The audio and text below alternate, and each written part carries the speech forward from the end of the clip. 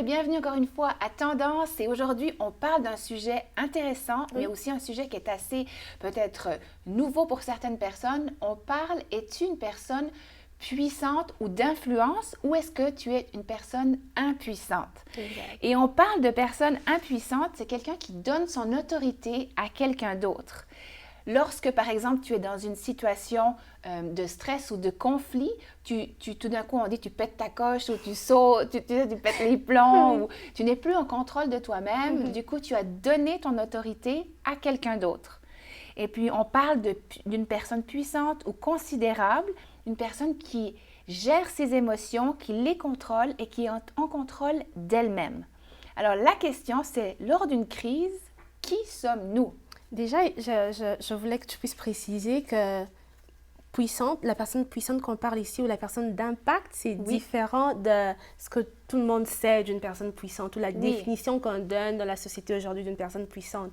Parce que dans notre société aujourd'hui, la personne puissante, c'est une personne qui manipule les autres, qui facilement peut trouver l'avantage sur les faiblesses d'une autre personne, mais c'est pas vraiment ce qu'on veut parler. Non, c'est vrai, c'est une personne d'impact.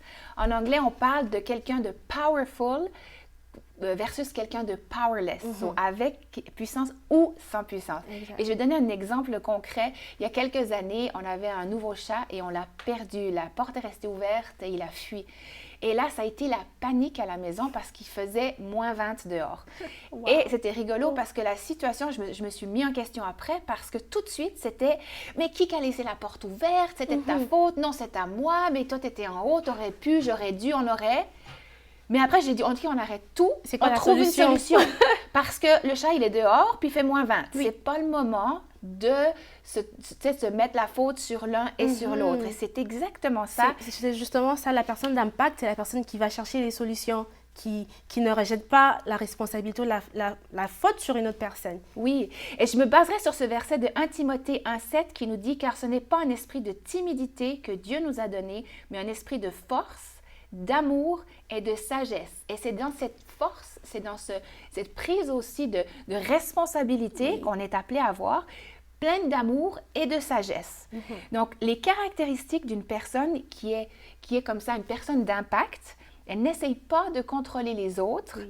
Et leur travail à elle, c'est de se contrôler soi-même. Ça va avec, tu sais, le cercle d'influence ou le cercle des choses que je contrôle moi et le cercle des choses que je ne contrôle pas, dont je prie. Je prie pour mon gouvernement, je prie pour que la crise sanitaire termine, mais je peux contrôler comment moi je me sens, ce que je regarde, ce qui sort de ma bouche. Oui.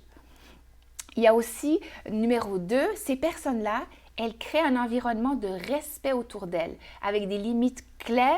Et seules des personnes qui savent respecter ces limites vont se rapprocher de toi parce que c'est clair. C'est ça, elles n'exigent pas le respect des autres, mais c'est un environnement de respect que ces personnes créent. Oui, parce qu'elles le dégagent, automatiquement, elles vont le recevoir. Exact. Ça peut prendre du temps à s'ajuster. Numéro 3, elles refusent d'être une victime. C'est-à-dire que la vie ne leur tombe pas dessus où elles sont en train de se plaindre, mais plutôt elles prennent action dans la vie.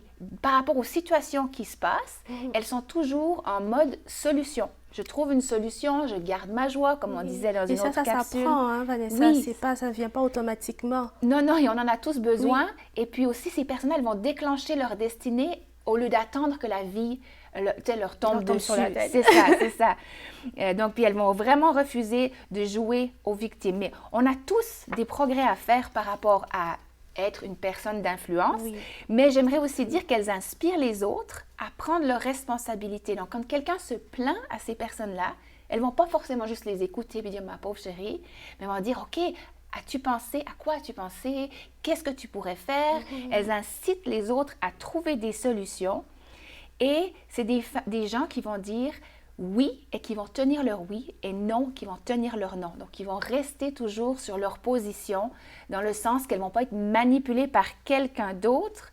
Et le dernier point que j'arrive à glisser, c'est qu'elles aiment inconditionnellement. C'est-à-dire que même si tu me déçois, je vais t'aimer. Oui. Et on a tous du progrès à faire, comme on disait, pour devenir ce genre de personne, dire oui à une vie de responsabilité, plus de victimes, plus de mentalité de victime plutôt. Alors, tu peux faire de bonnes décisions et tu peux aimer les autres car il t'a aimé. Exact.